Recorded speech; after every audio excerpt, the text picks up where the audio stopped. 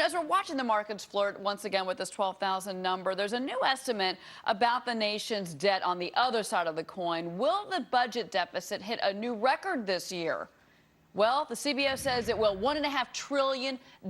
Take a look at those zeros, folks. The CBO reports today the government will have to borrow, get this, over 40 cents for every dollar that it spends. And this all comes as the president is due today in Monotonic, Wisconsin. In moments, he's going to be giving a speech. He's going to be talking about the economy, appearing at Orion Energy Systems to begin selling the plans that he outlined last night. But is the nation buying the story when it comes to the economy? Are the markets buying it? And what about the CBO report? Erica Payne, founder of the Agenda Project, Mark Matson, founder and CEO of Matson Money, joining me right now. Mark, I want to start with you because, we get this big speech and all this positive vibe last night from the president. Then we get the CBO report today that tells us, Mark, that this nation is in trouble. What does that mean for our economy? Well, it means that we have to, if we're going to continue to go forward, we have to deal with the deficit problem. And I didn't hear anything new from the president. It was kind of like a head fake last night. Fake right, but go left. And what he said was we're going to spend more, and spend more. And then we're going to cut back on the discretionary piece of the budget, which means that we have trillions of dollars in deficits. We're losing money. The government is losing money left and right. Post office lost $8 billion last year. Amtrak, he wants to build a new railroad? Are you kidding? Amtrak lost $2 billion last year. Fannie Mae and Freddie broke. Social Security broke. Medicare, Medicaid broke. We have got to deal with this problem long term. And those companies that took the Dow to 12,000, they understand that you have to eliminate things that destroy wealth. So what they did over the last 2 years is they cut unprofitable pieces of their business. They innovated like crazy, and they forced themselves to focus on profitable behavior. The government's going in the opposite direction. Erica, one of the things that I heard last night that would hopefully be a good thing is his rhetoric about corporate taxes. We'd like to see corporate taxes reduced. That would help companies hire. At the same time, the CBO, Erica, today telling us that unemployment is still, come December of 2012, November of 2012, it's still going to be above 8%. Yeah, definitely. I mean, unemployment, though, is one of these confusing numbers that we always bring out, and it's not actually measured in a way that gives us a real picture of what's happening, because as the economy improves, what you'll actually see is the unemployment rate may stay the same or may even go up, because what they measure is how many people are looking for jobs. And so as people feel more optimistic, people who've given up and were not counted in the unemployment number, now they start to look for a job and they start to be counted again. So that's a number we need to look at, but it's not really the number we should be looking at. What we want to look at is how many people are employed relative to how many people could be employed versus how many people are looking for work.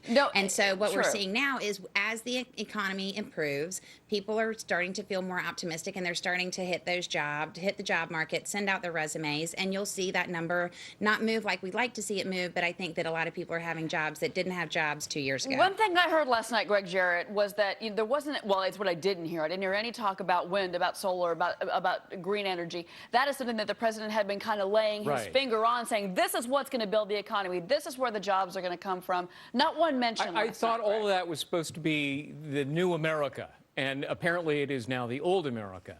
The speech was almost over by the time the president even uttered a word about deficit reduction, and $400 billion is chump change. We need about $2 trillion in reductions. And he named on the front end, he spent most of his speech talking about all these wonderful projects that we should invest in, and I agree. And I think most Americans sat there as I did and said, I need a new car. Mine's 10 years old. I need a new roof. Mine's leaky. But I can't afford it. I've got to wait until I can afford it. And America, it struck me, needs to wait till we can afford all the things he proposed last night, because we surely cannot afford it now. And I want to get everyone's reaction to this, because last night he did compare his plans for boosting the economy and creating jobs to starting the U.S. space program after the Soviets launched the Sputnik satellite back in 1957.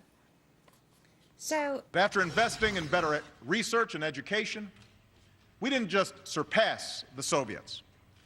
We unleashed a wave of innovation that created new industries and millions of new jobs. This is our generation's Sputnik moment. Okay, Erica, you heard the president. Is this our Sputnik moment? Well, I think there's no doubt it's our Sputnik moment. China is investing about $600 billion in an infrastructure. People in South Korea now, as the president said last night, have more access to the internet than people in the United States do. And I love listening to small government conservatives like Dick Cheney. You know, let's trim the federal government. Well, Dick Cheney is alive today because a heart valve that he has was developed at the National Institute of Health Cancer Research Center, and that valve is why Dick Cheney's even out there able to have the conversations he's having. You know, Bill Gates, Microsoft, one of the great companies of this country, Bill Gates stayed up and snuck into the University of Wisconsin at 3 o'clock in the morning and used to work on those computers. Those computers were available to him because the federal government helps support the universities. And so there's no doubt that there is a role here, and there's a very big difference between going out and buying a fancy new sports car and going out and investing in a college education. If my children said to me, I want to go buy a sports car, I'd say, absolutely not. We don't have the budget for it. If they came to me and said, I want to go get a degree in science, I'd say, you know what, we're going to find a way to pay for that. Let me back up on something here, though, Mark. Do you really think that it's the government that can take credit for American innovation at the end of the day? I mean, because at one point they tell us, we want you to hire, you know, he's got all these business leaders coming into the White House now every day with meetings, but at the same time, it's regulation, it's extra taxes. It seems like everything that they say and then what they do, Mark, are the opposite. Wasn't it Al Gore that invented the internet? I'm confused. I think he should get credit from Microsoft. I mean, come on, this is insane to give the federal government credit for Microsoft, much less the internet. So, you know, yes, I mean, obviously government has money, you know, all over the place, but that doesn't mean they're the creators of the innovation. Innovation takes competition, and it takes a capitalistic system where there's evolution. That means there's a lot of risk-taking, and entrepreneurs who fail evolve out of the system. Right. What the federal government does is they reduce competition, and they focus on things that waste a lot of money. Honey, if Mark, it you're was just not working, accurate. if it was profitable, let me finish. If it was productive, free markets would already be doing it. That's why you end up wasting $2 billion on Amtrak that nobody rides. That's why you waste $8 billion on the on Social Security, on these programs Fannie like the and Post Freddie. Office. I mean, So, Fannie Cheryl, and Freddie, $145 billion. All right, Erica.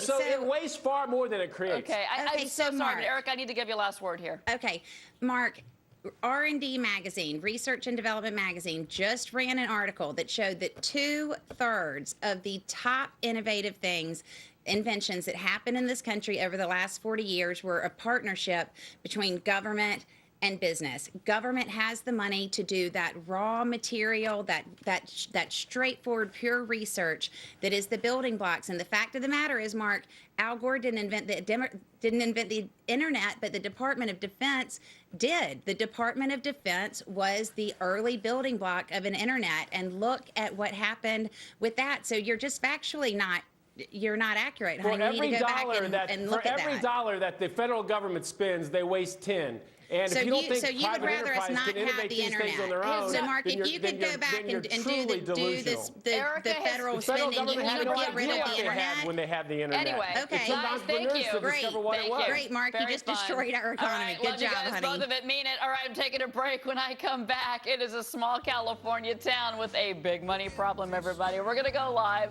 to Chowchilla, California, where the muni bond mess is hitting home. That is next on Fox Business, giving you the power to prosper.